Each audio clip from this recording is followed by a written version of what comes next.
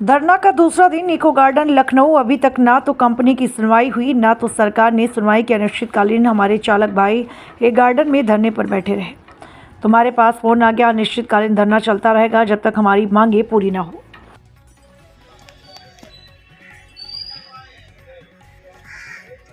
आज आप सभी को एक महत्वपूर्ण जानकारी देना चाह रहा हूँ। आप सभी को पता होगा, पूरे शहर को पता होगा, मुझे लगता है कि देश को भी पता होगा कि राजधानी लखनऊ में ओला उबर इन ड्राइवर के खिलाफ हड़ताल का आह्वान हुआ था, स्टार्ट हो चुकी है। जो कि पहले दिन जो हमने जीत हासिल की वो लगभग प्रतिशत था 70%। और जब 70% हमने जीत हासिल की, कंपनियों को नुकसान पहुंचना चालू हुआ और यात्रियों को कैब मिलना मुश्किल हुआ। तो सभी को लगा कि हाँ, अब ड्राइवर लखनऊ का इस जंग को जीत सकता है। तो विपक्षी थे, जो विरोधी थे, उन्होंने एक नया षड्यंत्र रचा। आप खुद समझदार हैं, मैं आप लोगों से क्वेश्चन भी करूंगा और अपनी बातें भी रखूंगा। अगर आप हड़ताल पे बैठे हैं, अगर कोई हड़ताल में गाड़ी चला रहा होगा तो आप सभी को क्रोध आएगा कि नहीं आएगा? बिल्कुल आएगा।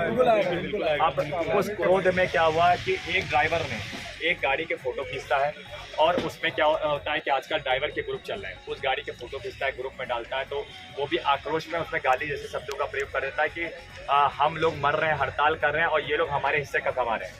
तो सोचिए अंजाम क्या होता है। ये संस्थाओं में देखिए, बाहर मार्केट में चल क्या रहा, विरोधी क्या कर रहे हैं।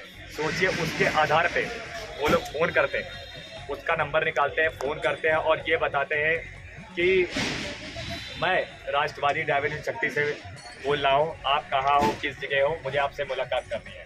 तो वो पूछता है कहाँ मिलना है। ये मैं बात कर रहा हूँ लखनऊ के चालक अखिल रावत।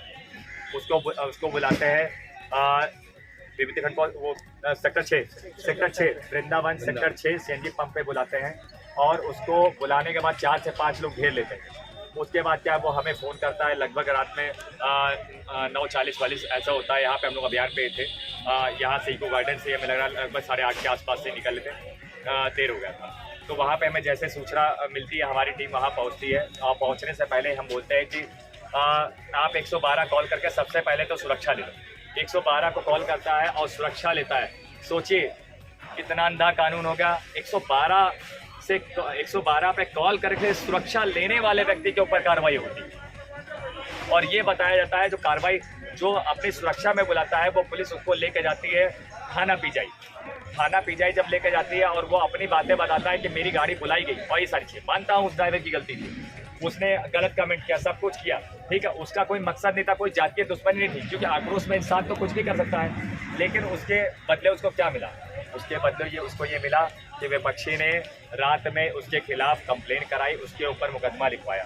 ठीक है, मैंने बात की शासन से, प्रशासन से कि आप दोनों तरफ की कार्रवाई करिए। और सुनिए, आपने तो एक पक्ष कर दिया और धीरेन्द्र सिंह जी वहाँ के SHO हैं, उनसे मेरी बात हुई। मुझे बड़ा उम्मीद था कि मैं बोलूँगा तो ड्राइवर का मामला वो निपटा देगा।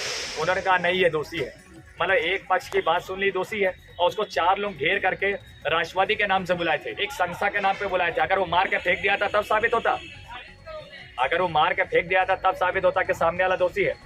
तो पुलिस का एक तरफा रवैया बर्दाश्त नहीं किया। विरोध इसलिए नहीं किया क्योंकि इस समय हम धरने पे बैठे हैं और विपक्ष चाहता है कि ड्राइवरों को बारी बारी से टारगेट करके और ख़त्म कर रहा। क्यों? ये पुलिस सो गई या साइबर टीम सो गई या जितने भी व्हाट्सएप ग्रुप वाले जो मतलब कि शासन प्रशासन के जो नुमाइंदे हैं, बंदे हैं, वो चेकअप करना भूल गए? सरेआम पूरे लखनऊ में AI के माध्यम से ड्राइवर यूनियन के राष्ट्रीय अध्यक्ष स्वयं मुझे विपिन सिंह को खुलेआम बदनाम किया जा रहा। क्या उसके लिए शासन प्रशासन नहीं है? उसके लिए शासन प्रशासन, मेरी माँ बहन तौली जा रही, जान से मारने की धमकी जा रही है, क्या उसके लिए शासन प्रशासन नहीं है? उनको कोई मतलब नहीं है। उनको ऊपर से फोन आया होगा या कोई बात होगी, इसलिए उन्होंने एक तरफा बात सुना। जब मेरी उनसे बहस हुई, हमने कहा भाई साहब इधर से भी आप तो मांगे रखिए, तो उन्होंने कहा कि नहीं, मैं सुबह देखता हूँ। मतलब जो व्यक्ति 112 को कॉल करके बुलवाता है उसको आप बैठा लेते हो और जो व्यक्ति घटना करते हैं उसको आप छोड़ देते हो और ये बताते हो कि ठीक है सुबह निपटाएंगे। मैंने उनसे बोला कि आप अगर एक पक्ष की सुनवाई करोगे, कोई गलत है उनको ही बैठा लिए, कोई अगर रखना है रात भर उनको ही बैठा लिए। तो उन्होंने मुझसे कहा ये, मैंने बोला कि आप ये सोच लिए उस ड्राइवर के चक्कर में मेरी भी रात काली हो रही कि मैं उसे छोड़ के नहीं जा सकता। जिस तरह आपकी ड्यूटी है उस तरह मेरी भी ड्यूटी है कि कोई भी ड्राइवर के साथ कोई घटना घटी थी तो उसके साथ खड़े रहना। लेकिन उसके बाद भी उन्होंने मेरी नहीं सुनी। मेरी उनके बीच में इतनी बहस हुई, उन्होंने कहा कि तुम चले जाओ वरना मैं तुम्हें देखता हूँ, फिर ऐसा करता हूँ वैसा करता हूँ। तो मैंने कहा ठीक है, आप क्या करोगे ज़्यादा से ज़्यादा। यार उनकी रिकॉर्डिंग्स भी मेरे पास हैं जिस तरीके से उन्होंने धमकी दी है। तो मैंने कहा क्या करोगे ज़्यादा से ज़्यादा, आप यही करोगे ना, आप मेरा इनकाउंटर करोगे ना। तो ये पुलिस का रवैया, ये उत्तर प्रदेश की गवर्नमेंट का रवैया। इतनी पावर दे दी इनको, माननीय मुख्यमंत्री जी ने इतनी पावर दे दी, इतना मिसयूज कि मतलब कोई अपनी आवाज उठाए उसको दबा देना। क्या इसीलिए पुलिस बैठी है? मुंह तोड़ जवाब देंगे पीजीआई थाने को, प्रशासन को। घमंड है वर्दी का घमंड है कि हमारे टैक्सेस से ही उनको मिला है। वो हमें क्रोधित क्यों कर रहे हैं? हम शांति ढंग से अपना धरना कर रहे, कोई विफल कर रहा, कोई उकसा रहा, गाड़ी कोई और तोड़ रहा और राष्ट्रवादी ड्राइवर शक्ति के लोगों का नाम लगा रहा। क्या इसके लिए आपके पास इंक्वायरी टीम नहीं बैठी है? आपको ये लगा कि बस ड्राइवर उड़दंगे कर रहा, आप ये बता रहे हो मेरा ड्राइवर, कैसे आप जस्टिफाई करोगे मेरा ड्राइवर है? मैं कहता हूँ अगर मेरा भी ड्राइवर है कोई गलत काम कर रहा है तो बस करो ना कार्रवाई। मैंने कहा मना किया? अपराधी होता है, गलत कार्य करने वाला गलत कार्य होता है। ये ऐसे संस्था चलती है? ड्राइवर को व्यक्तिगत टारगेट करके मुकदमे करवाए जा रहे हैं। मुकदमे हम भी करवाएंगे, याद रखो उस समय कोई झेल नहीं पाएगा। बस फर्क इतना है कि अभी हम व्यापार पे खड़े और जवाब सबको देंगे। ये मत सोचे हमारे ध्यान को केंद्रित किया जा रहा, मतलब कि 20-20 गाड़ियाँ 30-30 गाड़ियाँ खाली दौड़ा दी जा रही है, ड्राइवरों में गुमराह किया जा रहा है कि गाड़ियाँ चल रही, गाड़ियाँ तो चल रही, इसमें यात्री तो नहीं बैठा है। 80% ड्राइवर गाड़ी नहीं चला रहा, मानता हूँ 10% ड्राइवर अभी भी राइड सुधार रहा, सब कुछ कर रहा है, ठीक है। जो बुकिंग आ रही ड्राइवर अपनी मानी है, पीड़ित है, वो बेचारा फर्जी बुकिंग कर रहा, कुछ भी कर रहा। ड्राइवर जो पीड़ा में होता है ना वो सब तरफ मुंह मारता है, लेकिन किसी ने हिंसा नहीं की। प्रशासन, उत्तर प्रदेश पुलिस, लखनऊ की पुलिस हिंसा करने पे मजबूर कर रही है। इस तरीके से दोनों पक्ष का सुनिए ना।